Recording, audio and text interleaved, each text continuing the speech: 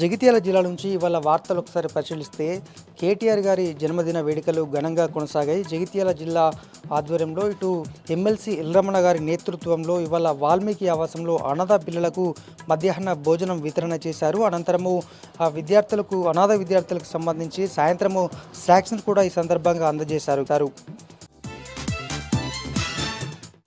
మరోవైపు కేటీఆర్ గారి జన్మదినం సందర్భంగా ఇటు జెడ్పీ మాజీ చైర్పర్సన్ దావా వసంత సైతము కార్యక్రమాలు చేపట్టారు.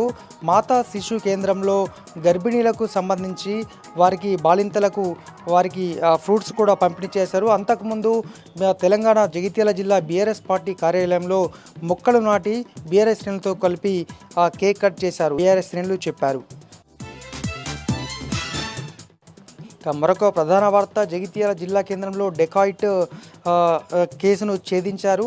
బండి మీద వెళ్తున్నటువంటి ఒక వ్యక్తిని అడ్డగించి దాదాపు ₹1,00,000 నగదుతో పాటు ఆయన మెడలో ఉన్న తులంపావు బంగారంతో పాటు ఆ ఇంట్లో నుంచి కూడా మెడలో పుస్తెల తాడు కూడా అపహరించి అతన్ని చితకబాదారు. ఈ క్రమంలో ఆ బంగారం అమ్ముతున్నటువంటి సందర్భంలో గుర్తించినటువంటి పోలీసులు 7 నిందితులను అరెస్టు చేశారు. అయితే నిందితులు మొత్తం కూడా కేవలము డబ్బులకు ఆశపడే ఈ విధంగా డెకాయిట్ చేయడం జరిగిందని కూడా ఈ సందర్భంగా జిల్లా ఎస్పీ వివరించారు.